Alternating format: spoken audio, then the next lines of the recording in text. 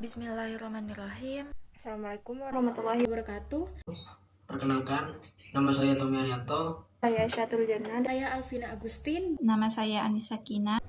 Saya Nisa Mardatila. Saya Anita Soleh Nurjannah. Nama saya Rinanda. Perkenalkan, nama saya Anissa Salaulina. Saya dari kelompok 2.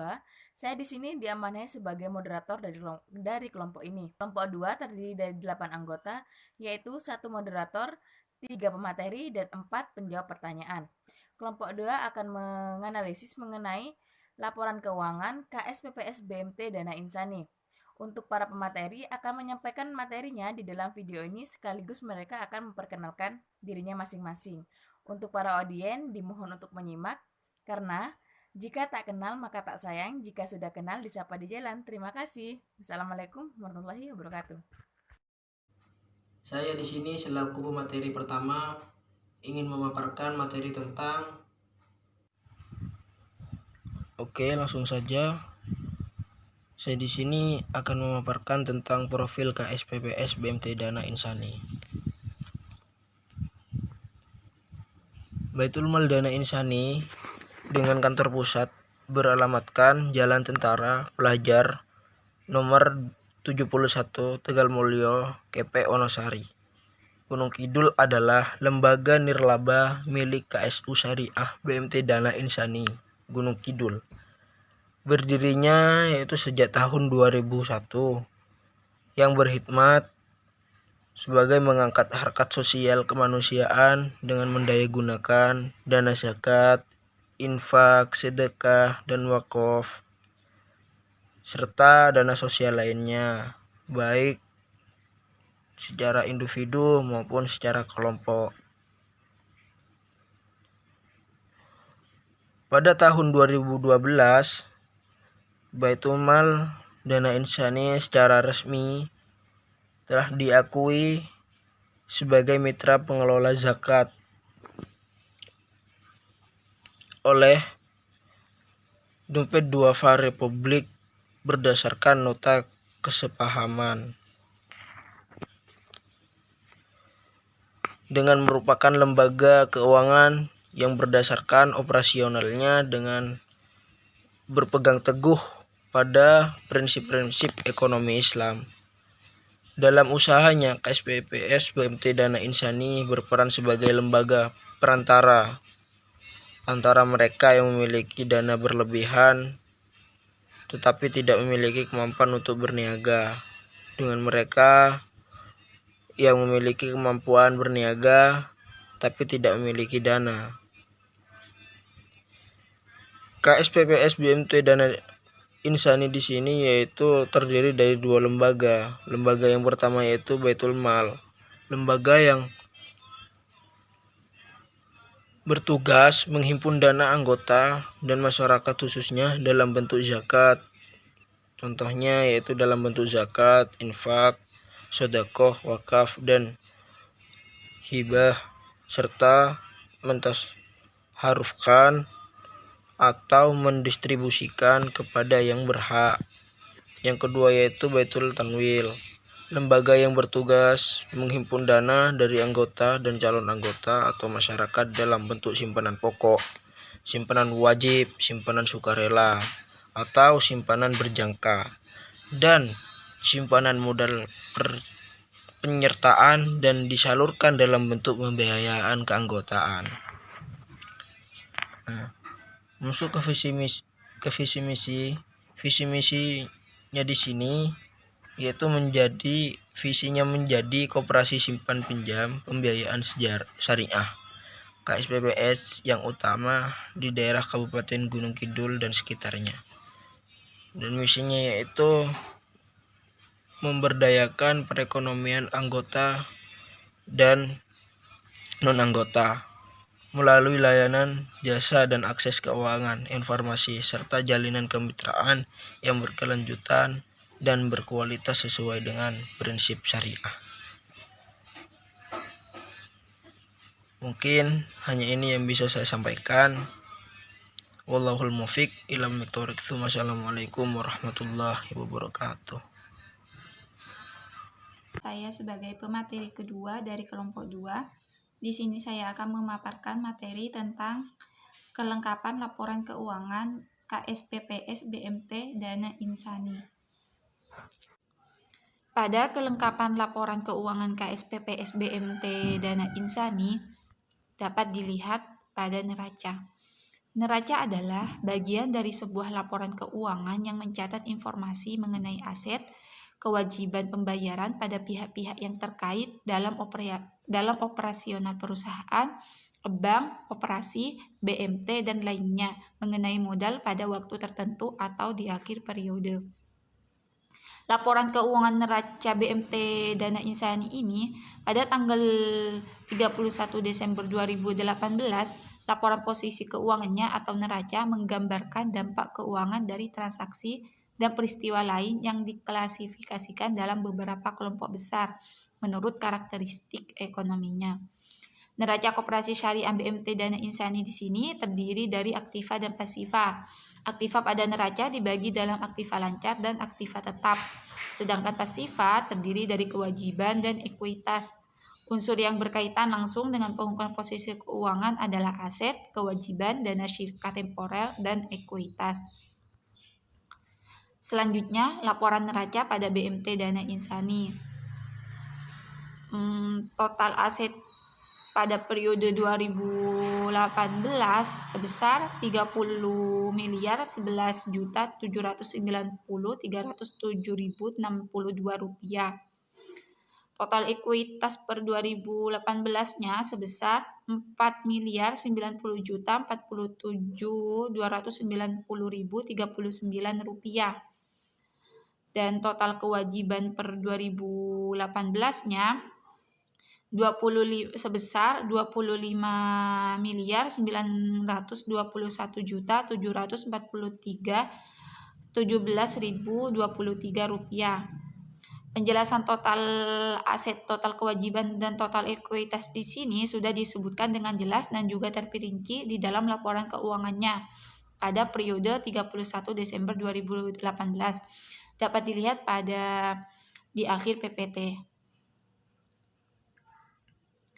Selanjutnya pada perhitungan hasil usaha, di mana perhitungan hasil usaha di sini adalah laporan yang menunjukkan kemampuan koperasi dalam menghasilkan SHU selama suatu periode akuntansi atau 1 tahun untuk mengetahui SHU yang diperoleh koperasi selama 1 periode. Perhitungan hasil usaha terdiri dari pendapatan dan beban. Dalam laporan keuangannya tentang perhitungan hasil usaha pada periode 31 Desember 2018 di sini diperoleh total hasil pendapatan sebesar 2.772.784.178.033 rupiah. Total hasil beban usaha sebesar 2.503.368.258.008 rupiah. Dan diperoleh sisa hasil usaha operasi sebesar 269.415.920.25 rupiah, dan sisa hasil usaha belum dibagi sebesar 270.322.025 rupiah. Selanjutnya pada laporan arus kasnya. Laporan arus kas di sini berisi informasi tentang aliran kas masuk dan aliran kas keluar. Menurut PSAK nomor 101, laporan arus kas disajikan dengan mengacu ke PSAK untuk entitas konvensional. Artinya, laporan arus kas BMT Dana Insani mengklasifikasikan berdasarkan aktiva menjadi 3, yaitu kegiatan operasi, aktivitas investasi, dan aktivitas pendanaan. Selanjutnya, di dalam laporan keuangan BMT Dana Insani pada periode 31 Desember 2018 terdiri dari arus kas dari kegiatan operasi sebesar 270.322.20.025 rupiah. dan arus kas dari aktivitas investasi sebesar Rp1.337.512.412 dan arus kas dari aktivitas pendanaan sebesar Rp4.051.355.355.031. Mungkin hanya itu yang dapat saya sampaikan, kurang lebihnya saya mohon maaf. Wassalamualaikum warahmatullahi wabarakatuh. Di sini saya dari kelompok 2 sebagai pemateri ketiga atau yang terakhir yang akan menjelaskan tentang kesesuaian dengan peraturan perundang-undangan pada KSPPS BMT Dana Insani. Menurut Undang-Undang Nomor 25 Tahun 1992 Pasal 36 Ayat 1, yaitu laporan keuangan di sini merupakan bagian dari pertanggungjawaban pengurus kepada para anggotanya yang mana di dalam rapat anggota tahunan atau RAT. Laporan keuangan biasanya meliputi laporan posisi keuangan, laporan sisa hasil usaha, dan laporan arus kas yang penyajiannya dilakukan secara komparatif dan harus juga ditandatangani oleh semua para anggota pengurus koperasi tersebut. Laporan laba rugi menyajikan hasil akhir yang disebut dengan sisa hasil usaha atau SHU. SHU di sini yaitu dibagikan untuk anggota, yang mana harus berasal dari usaha yang diselenggarakan. Komponen pembagian SHU di sini pada BMT Dana Insani yaitu sudah sesuai dengan anggaran dasar atau anggaran rumah tangga atau AD atau ART pada koperasi yang bersangkutan. Nah, dalam laporan keuangan BMT Dana Insani di sini yaitu sudah sesuai dengan peraturan Undang-Undang Nomor 25 Tahun 1992 yang mana tentang perkoperasian pasal 36 ayat 1 bahwa laporan tahunan ditandatangani oleh semua anggota pengurus yaitu RAT. Laporan keuangan yaitu ditandatangani oleh 2 pengawas dan 3. Selanjutnya di sini saya akan menjelaskan tentang kelebihan dan juga kelemahan pada laporan keuangan di KSPPS BMT Dana Insani. Kelebihan pada laporan keuangan BMT Dana Insani di sini yang pertama, untuk margin sudah ketemu mengarah kepada usaha produktif. Yang kedua, tidak melakukan analisa pembiayaan yang terlalu dalam atau mampu ataupun tidak mampu. Nah, dan yang ketiga di sini, penyajian dalam data laporan keuangannya cukup jelas dan memuat dan dari sebagian keseluruhan informasi keuangan pada BMT Dana Insani sendiri. Selanjutnya yaitu kelemahan pada laporan keuangan BMT Dana Insani di sini. Yang pertama, nisbah. Untung atau rugi harus membayar margin atau harga pokok ataupun terbatas dalam margin. Terus yang kedua di sini ada laporan keuangan tersebut juga terkadang tidak mudah dipahami bagi orang awam karena penjabaran dari laporan keuangan sendiri disajikan dengan bahasa teknis akuntansi dan juga tidak bisa dijelaskan secara rinci karena laporan keuangan tersebut masih dikelompokkan di dalam akun-akun ataupun tabel-tabel dengan kode tertentu. Mungkin hanya itu yang dapat saya sampaikan, kurang lebihnya mohon maaf. Wassalamualaikum warahmatullahi wabarakatuh. Bismillahirrahmanirrahim.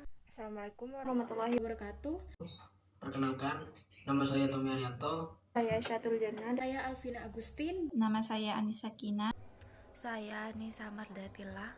Saya Anita Soleh Nurjannah. Nama saya Rinanda. Saya Anissa Salaulina, saya dari kelompok 2. Saya di sini diamanai sebagai moderator dari kelompok ini.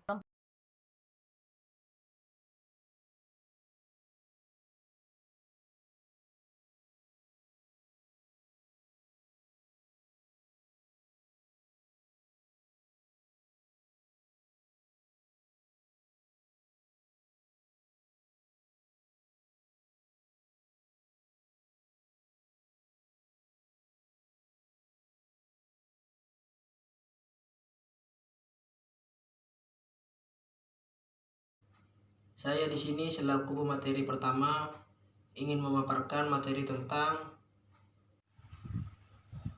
Oke, langsung saja. Saya di sini akan memaparkan tentang profil KSPPS BMT Dana Insani. Baitul Mal Dana Insani dengan kantor pusat beralamatkan Jalan Tentara Pelajar nomor 71 Tegal Mulyo, KP Wonosari. Gunung Kidul adalah lembaga nirlaba milik KSU Syariah BMT Dana Insani Gunung Kidul. Berdirinya yaitu sejak tahun 2001 yang berkhidmat sebagai mengangkat harkat sosial kemanusiaan dengan mendayagunakan dana zakat, infak, sedekah, dan wakaf, serta dana sosial lainnya, baik secara individu maupun secara kelompok. Pada tahun 2012, Baitul Mal Dana Insani secara resmi telah diakui sebagai mitra pengelola zakat oleh Dompet Duafa Republik berdasarkan nota kesepahaman dengan merupakan lembaga keuangan yang berdasarkan operasionalnya dengan berpegang teguh pada prinsip-prinsip ekonomi Islam. Dalam usahanya, KSPPS BMT Dana Insani berperan sebagai lembaga perantara antara mereka yang memiliki dana berlebihan tetapi tidak memiliki kemampuan untuk berniaga dengan mereka yang memiliki kemampuan berniaga tapi tidak memiliki dana. KSPPS BMT Dana Insani di sini yaitu terdiri dari dua lembaga. Lembaga yang pertama yaitu Baitul Mal, lembaga yang bertugas menghimpun dana anggota dan masyarakat khususnya dalam bentuk zakat. Contohnya yaitu dalam bentuk zakat, infak, sedekah, wakaf, dan hibah, serta mentasharufkan atau mendistribusikan kepada yang berhak. Yang kedua yaitu Baitul Tanwil, lembaga yang bertugas menghimpun dana dari anggota dan calon anggota atau masyarakat dalam bentuk simpanan pokok, simpanan wajib, simpanan sukarela, atau simpanan berjangka, dan simpanan modal penyertaan dan disalurkan dalam bentuk pembiayaan keanggotaan. Masuk ke visi misinya di sini yaitu visinya menjadi koperasi simpan pinjam pembiayaan syariah KSPPS yang utama di daerah Kabupaten Gunung Kidul dan sekitarnya. Dan misinya yaitu memberdayakan perekonomian anggota dan non-anggota melalui layanan jasa dan akses keuangan, informasi, serta jalinan kemitraan yang berkelanjutan dan berkualitas sesuai dengan prinsip syariah. Mungkin hanya ini yang bisa saya sampaikan. Saya sebagai pemateri kedua dari kelompok 2, di sini saya akan memaparkan materi tentang kelengkapan laporan keuangan KSPPS BMT Dana Insani. Pada kelengkapan laporan keuangan KSPPS BMT Dana Insani dapat dilihat pada neraca. Neraca adalah bagian dari sebuah laporan keuangan yang mencatat informasi mengenai aset, kewajiban pembayaran pada pihak-pihak yang terkait dalam operasional perusahaan, bank, koperasi, BMT, dan lainnya mengenai modal pada waktu tertentu atau di akhir periode. Laporan keuangan neraca BMT Dana Insani ini pada tanggal 31 Desember 2018, laporan posisi keuangannya atau neraca menggambarkan dampak keuangan dari transaksi dan peristiwa lain yang diklasifikasikan dalam beberapa kelompok besar menurut karakteristik ekonominya. Neraca Koperasi Syariah BMT Dana Insani di sini terdiri dari aktiva dan pasifa. Aktiva pada neraca dibagi dalam aktiva lancar dan aktiva tetap. Sedangkan pasifa terdiri dari kewajiban dan ekuitas. Unsur yang berkaitan langsung dengan pengukuran posisi keuangan adalah aset, kewajiban, dana syirka temporer, dan ekuitas. Selanjutnya, laporan neraca pada BMT Dana Insani. Total aset pada periode 2018 sebesar 30 miliar 11 juta 790.307.062 rupiah. Total ekuitas per 2018-nya sebesar 4 miliar 90 juta 47.290.039 rupiah. Dan total kewajiban per 2018-nya sebesar 25 miliar 921 juta 743.017.023 rupiah. Penjelasan total aset, total kewajiban, dan total ekuitas di sini sudah disebutkan dengan jelas dan juga terperinci di dalam laporan keuangannya pada periode 31 Desember 2018. Dapat dilihat di akhir PPT. Selanjutnya pada perhitungan hasil usaha, di mana perhitungan hasil usaha di sini adalah laporan yang menunjukkan kemampuan koperasi dalam menghasilkan SHU selama suatu periode akuntansi atau 1 tahun untuk mengetahui SHU yang diperoleh koperasi selama 1 periode. Perhitungan hasil usaha terdiri dari pendapatan dan beban. Dalam laporan keuangannya tentang perhitungan hasil usaha pada periode 31 Desember 2018 di sini diperoleh total hasil pendapatan sebesar 2.772.784.178.033 rupiah.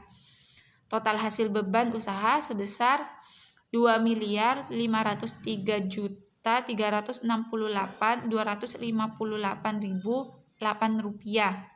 Dan diperoleh sisa hasil usaha operasi sebesar 269.415.920.25 rupiah, dan sisa hasil usaha belum dibagi sebesar 270 juta 370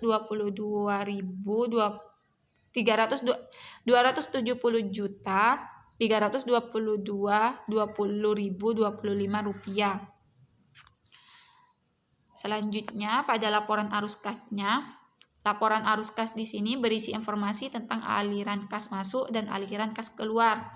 Menurut PSAK nomor 101, laporan arus kas disajikan dengan mengacu ke PSAK untuk entitas konvensional. Artinya, laporan arus kas BMT Dana Insani mengklasifikasikan berdasarkan aktiva menjadi 3, yaitu kegiatan operasi, aktivitas investasi, dan aktivitas pendanaan. Selanjutnya, di dalam laporan keuangan BMT Dana Insani pada periode 31 Desember 2018 terdiri dari arus kas dari kegiatan operasi sebesar 270.322.20.025 rupiah dan arus kas dari aktivitas investasi sebesar 1.437.512.412 rupiah dan arus kas dari aktivitas pendanaan sebesar 4.455.671.355.031 rupiah. Mungkin hanya itu yang dapat saya sampaikan, kurang lebihnya saya mohon maaf. Dari kelompok 2 sebagai pemateri ketiga atau yang terakhir yang akan menjelaskan tentang kesesuaian dengan peraturan perundang-undangan pada KSPPS BMT Dana Insani.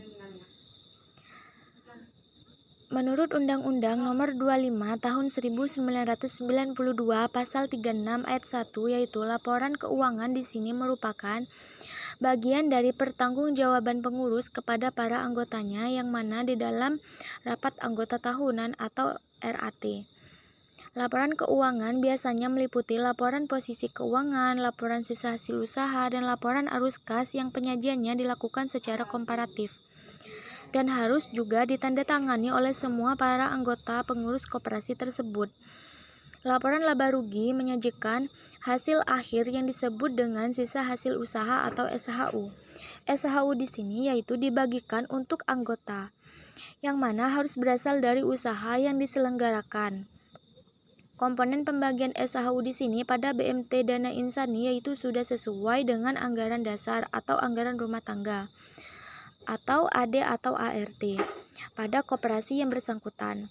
Nah, dalam laporan keuangan BMT Dana Insani di sini yaitu sudah sesuai dengan peraturan Undang-Undang Nomor 25 Tahun 1992 yang mana tentang perkoperasian pasal 36 ayat 1 bahwa laporan tahunan ditandatangani oleh semua anggota pengurus yaitu RAT. Laporan keuangan yaitu ditandatangani oleh 2 pengawas dan 3.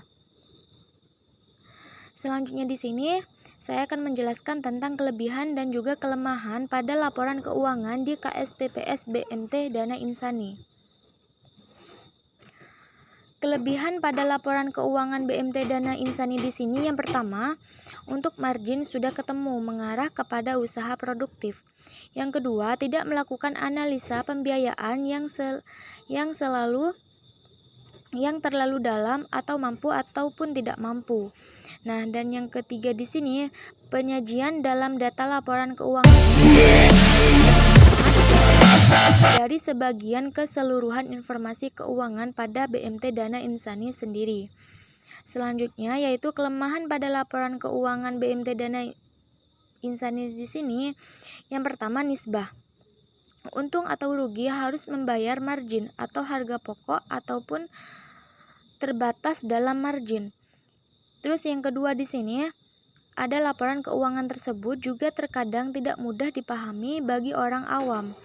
Karena penjabaran dari laporan keuangan sendiri disajikan dengan bahasa teknis akuntansi dan juga tidak bisa dijelaskan secara rinci karena laporan keuangan tersebut masih dikelompokkan di dalam akun-akun ataupun tabel-tabel dengan kode tertentu. Mungkin hanya itu yang dapat saya sampaikan, kurang lebihnya mohon maaf. Wassalamualaikum warahmatullahi wabarakatuh.